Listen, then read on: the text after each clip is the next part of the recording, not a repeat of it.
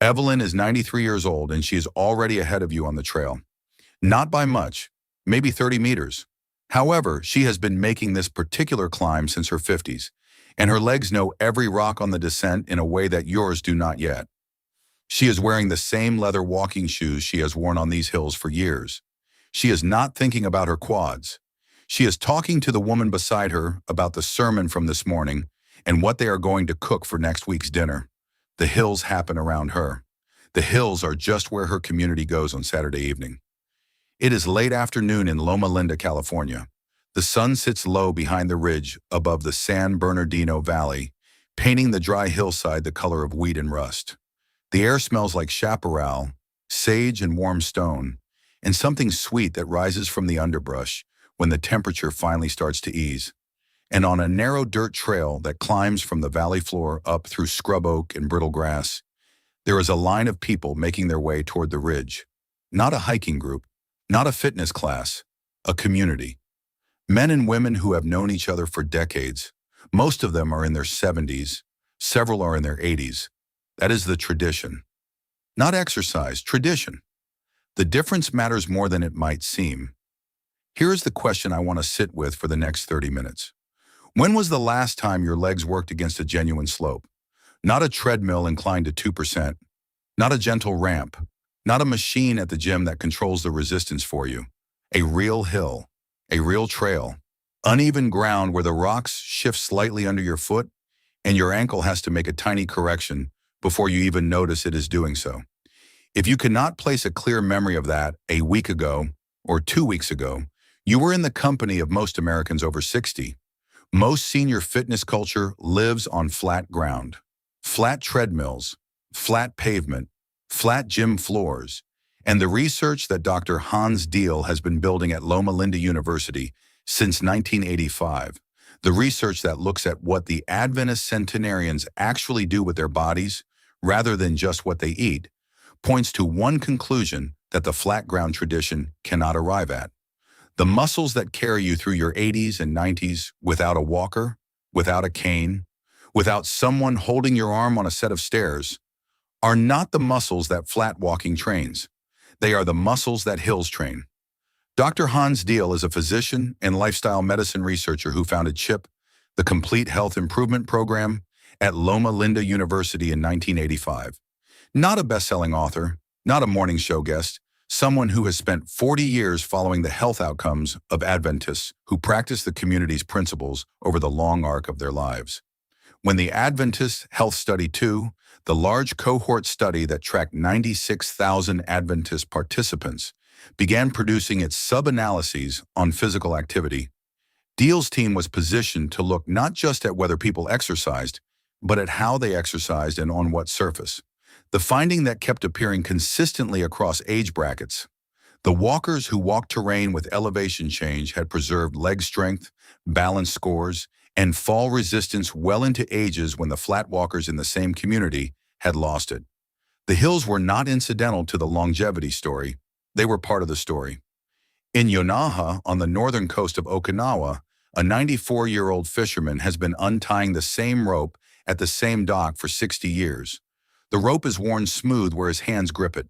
Before he goes out each morning, he drinks a bowl of dashi, bonito broth, and dried mozuku, the same breakfast he has eaten since his 40s. What you are about to see in Loma Linda runs on the same engine. Small, repeated. The body kept in motion at the same hour every day. His hands know that rope the way everyone's legs know that trail.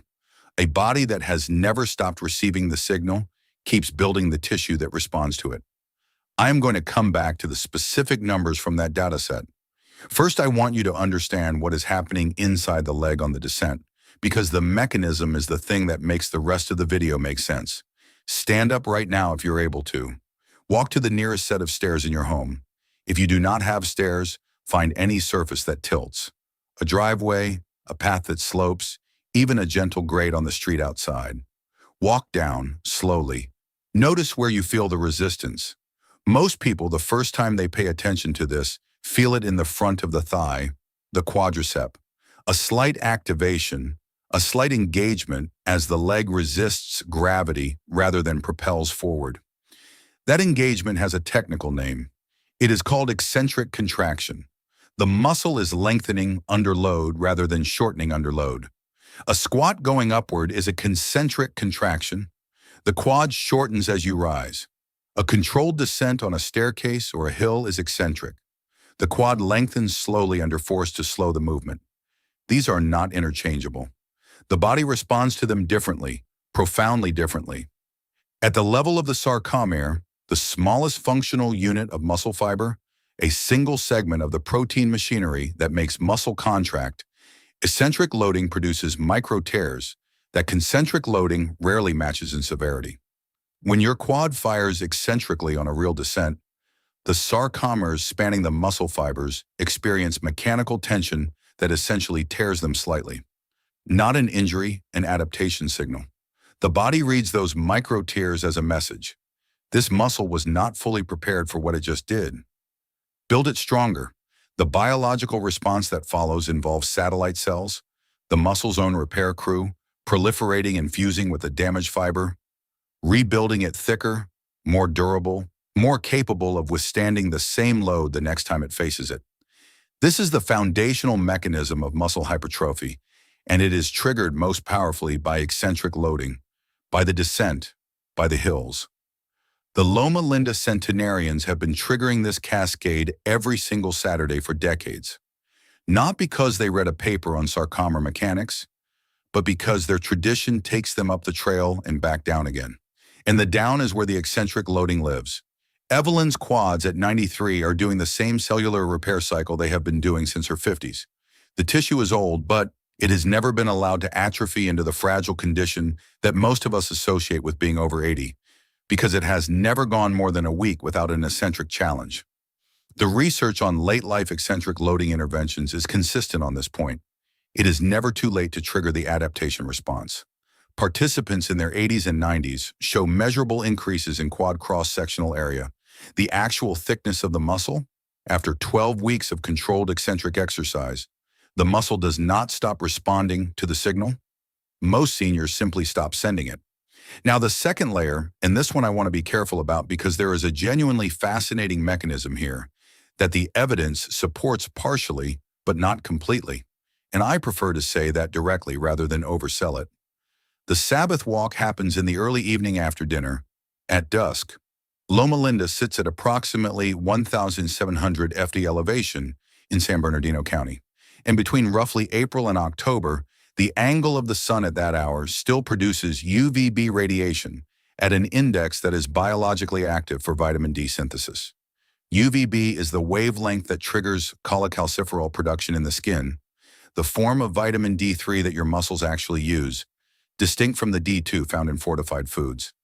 The muscles of the lower body have vitamin D receptors embedded in their tissue.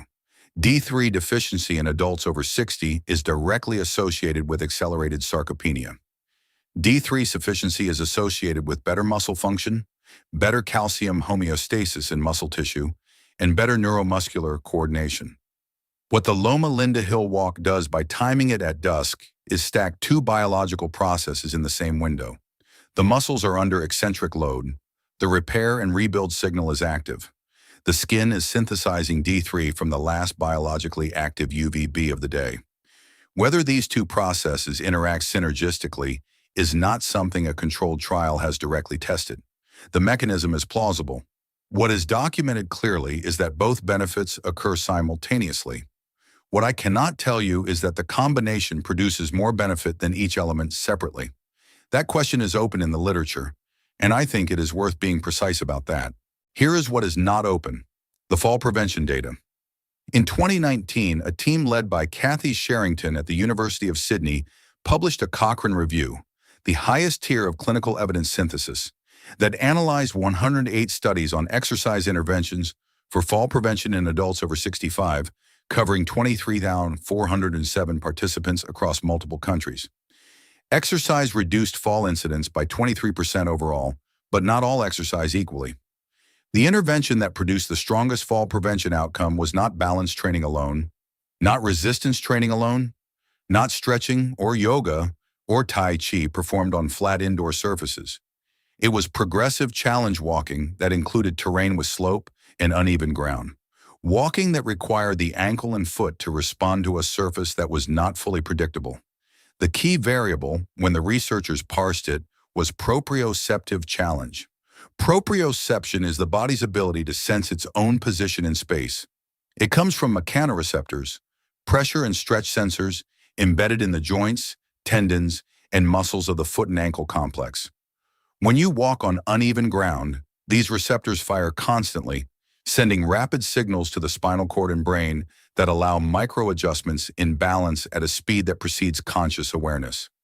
A stumble on a rough sidewalk tile is caught not by your decision to catch yourself, but by your ankle reflexes firing 50 to 100 milliseconds before your brain has fully processed what happened. Those reflexes are trainable. They respond to challenge the same way muscle responds to load, and they atrophy the same way muscle atrophies when they go unchallenged. On a treadmill or a smooth gym floor, those mechanoreceptors are not being asked to do much. The surface is consistent, the response is not required, the reflex stays dormant. On a real trail, even a gentle one, even a trail with only moderate unevenness, the mechanoreceptors in the foot are firing constantly. Small rocks, slight hollows, a patch where the soil is softer, a root that rises a centimeter above the ground. Each event requires a micro-response, dozens per 100 steps. Each response trains the reflex, makes it faster, more reliable. The AHS Seduce sub-analysis on uphill walkers did not just show preserved quad strength. It showed preserved balance confidence and preserved reaction time in the ankle stabilizers, the two predictors of fall risk that degrade fastest in sedentary older adults. And they were measurably better in the hill walkers than in the flat walkers with the same frequency and duration. There is one detail in this research I want to come back to after we cover the third layer. Here is the third layer. The Adventist Sabbath walk is communal by design. The Loma Centenarians do not walk alone. They walk in pairs, in small groups, in extended family and friend clusters. They talk the entire way about the morning service, about their grandchildren, about what is growing in the garden. And this social element is not decorative, it is biological. The research on exercise and cortisol in adults over 60 is consistent. Social exercise reduces cortisol output significantly more than the same exercise done in solitude. Cortisol, the primary stress hormone, is the engine of sarcopenia in older adults who are chronically stressed and isolated. The mechanism is glucocorticoid-driven catabolism. When cortisol is chronically elevated, the body begins breaking down muscle protein to use as fuel. This is one of the primary drivers of the muscle wasting that most people associate with normal aging. But that is, in the presence of the right social and physical environment, substantially preventable. The Loma Centenarians are suppressing this catabolic signal every Saturday evening by being on those hills with people they love. Their cortisol is lower. Their anabolic environment is more favorable. The electric loading signal says, rebuild this muscle. The social signal says, the resources are there to do so. Both messages arrive together. And then there is the breathing. When you walk uphill in conversation, you cannot speak in long sentences. The climb shortens your phrases. You breathe more fully between them. Without any instruction, the exertion of the hill, combined with the interruption of speech, creates a breathing pattern that approaches what exercise physiologists call diaphragmatic breathing. Full belly breaths. The kind that activate the parasympathetic nervous system, reduce blood pressure, lower cortisol further, and improve oxygenation of the working muscle.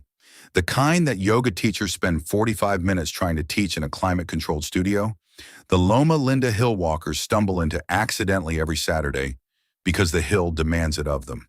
Here is the detail I mentioned to return to. The sub-analysis of the AHS2 data on walkers over 80 found that the ones who maintained the hill walk showed something beyond leg strength and balance scores. Their self-reported confidence in physical movement, what clinicians call fall efficacy, the belief that you can move through your environment without falling, was measurably higher than their flat walking counterparts. And fall efficacy is not just a psychological measure. Fear of falling causes people to restrict movement, to hold the railing tighter, to avoid slopes, stairs, any surface that feels uncertain. And that restriction causes precisely the deterioration the fear was trying to prevent. The proprioceptive reflexes that go unchallenged go slow. The quads that go unloaded lose mass. The fear becomes self-fulfilling. The Loma Linda Hill walkers, by keeping the challenge in their weekly movement, maintained the confidence that kept them moving freely. The tradition protects the tradition. Of the three layers we have covered, the eccentric loading of the descent, the proprioceptive training on uneven ground, and the cortisol suppression from social walking, which is the one that surprised you most? The one you had not framed that way before? Hold that. I'm going to tell you how to replicate all three in your neighborhood, whatever that neighborhood looks like. Now let me get practical. The foundation of this practice is the descent, not the climb. The climb is cardiovascular, genuinely valuable for heart health and blood pressure. But the descent is structural. It is where the eccentric quad loading lives. It is where the proprioceptive training happens as your foot reads the shifting surface. When you set out to find your hill this week, your priority is finding something worth making. A descent that engages your quad to break your movement on the way down. It does not need to be dramatic. A 10-degree grade on a natural surface is sufficient. A grassy hillside in a park. A path in the woods with some terrain variation. Even a neighborhood street with a meaningful grade, if it has any unevenness underfoot from cracked pavement or tree roots heaving the sidewalk. Stairs are a partial substitute. Walking down 4 to 6 flights provides real eccentric quad loading. The mechanics are the same as a hill descent. What stairs lack is the proprioceptive element. The surface is predictable. Your mechanoreceptors do not need to respond in real time. If stairs are your only option, they are worth doing for the quad benefit alone. But supplement them with something that provides proprioceptive challenge separately. Standing on one foot while brushing your teeth, walking barefoot on real grass in a park. Any surface that is not perfectly flat and firm. Here's a word about footwear that will contradict what most of us have been told for 20 years. Maximally cushioned running shoes are specifically designed to insulate your foot from ground feedback, which is a reasonable goal if you are a runner logging 50 miles a week. It is a counterproductive goal if you are walking on a hill for proprioceptive training. The mechanoreceptors in your foot that train your ankle reflexes need to feel the ground to respond to it. A shoe that prevents them from feeling it prevents them from training. The Loma Linda Centenarians wear ordinary leather walking shoes, not thick-soled trainers. Shoes that let the foot do its job. If you have been walking in maximally cushioned shoes, the transition to a flatter sole should be gradual. Your foot muscles will need weeks to months to adapt. But the direction is right. The social element is not optional. Exercise adherence research in adults over 60 consistently shows that solo exercise is abandoned at much higher rates than social exercise. Motivation fluctuates. There are evenings when you do not feel like walking. If no one is expecting you, the walk does not happen. If someone is expecting you, it usually does. Find one person, one neighbor, one friend, one family member who will walk with you twice a week on whatever slope you can find near your home. Make it a standing arrangement. The commitment to the other person is the system that keeps the practice alive when individual motivation fails. The timing matters more than most fitness advice acknowledges. The Loma Linda tradition happens after dinner. The research on postprandial walking shows that a 10 to 15-minute walk after dinner reduces blood glucose spikes by 22% compared to sedentary sitting after the same meal. On a sloped surface, the eccentric quad engagement during the descent adds a glucose-clearing mechanism beyond what flat walking provides. Because eccentrically loaded muscle tissue pulls glucose from the bloodstream through a pathway that does not require insulin. Non-insulin-mediated glucose uptake, mediated by GLUT4 transporters that move to the cell surface in response to mechanical loading. For anyone managing blood sugar or simply trying to maintain stable energy in the evening, the post-dinner timing is not incidental. It is biochemically the right time. Now, the 3 mistakes that collapse this practice for most people who try it. The first is overloading on day 1. Eccentric, naive muscle responds to a sudden, significant eccentric challenge with a specific soreness that does not arrive until 36 to 72 hours after the exercise. You walk the hill on Tuesday afternoon. You feel fine Tuesday night. Thursday morning, you cannot walk downstairs without your quad screaming. This is not injury. It is the adaptation signal working exactly as it should.